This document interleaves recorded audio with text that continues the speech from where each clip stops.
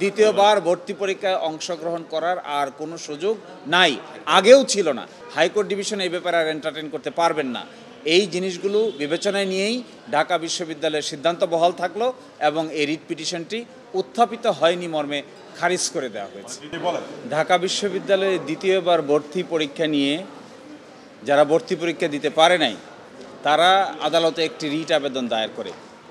আমরা ঢাকা বিশ্ববিদ্যালয়ের পক্ষে আদালতে শুনানিতে অংশগ্রহণ করি। এই ঢাকা বিশ্ববিদ্যালয়ের দ্বিতীয়বার ভর্তি পরীক্ষা দিতে পারবে না এই যে প্রজ্ঞাপন, এই প্রজ্ঞাপনকে চ্যালেঞ্জ করেই এই রিট পিটিশন দায়ের করা হয়।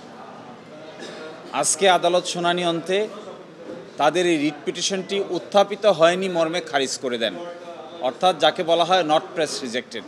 এর কারণ হলো এই বিষয়ে অতীতে আদালতে এসেছিল। ঢাকা বিশ্ববিদ্যালয়ে 2014 সালে এই সিদ্ধান্ত নিয়েছিল যে দ্বিতীয়বার ভর্তি পরীক্ষা দেওয়া যাবে না। এর বিরুদ্ধে হাইকোর্ট ডিভিশনে রিট হয়, রিট মামলা শুনানি হয় এবং হাইকোর্ট ডিভিশনের মাননীয় বিচারপতি ফারাহ মাহবুবের আদালতে রায় ঘোষণা করা হয় এবং সেই রায়ে ঢাকা বিশ্ববিদ্যালয়ের সিদ্ধান্তই বহাল থাকে।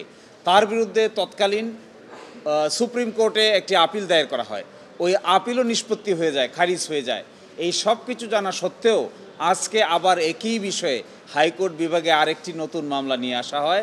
আদালত এটিকে ভৎসনা করেন এবং এই ধরনের যে কর্মকাণ্ড এবং এই ধরনের রিট পিটিশন যা ইতোমধ্যে সেটেল হয়ে গেছে, হাইকোর্ট ডিভিশন সিদ্ধান্ত নিয়েছে, আপিল বিভাগ সিদ্ধান্ত নিয়েছে, একই ব্যাপারে অন্য কেউ এসে আর হাইকোর্ট ডিভিশনে রিট পিটিশন দায়ের করতে পারেন না।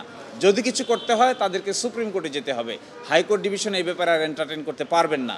এই জিনিসগুলো বিবেচনায় নিয়েই ঢাকা বিশ্ববিদ্যালয়ের সিদ্ধান্ত বহাল থাকলো এবং এই রিট পিটিশনটি উত্থাপিত হয়নি মর্মে খারিজ করে দেওয়া হয়েছে।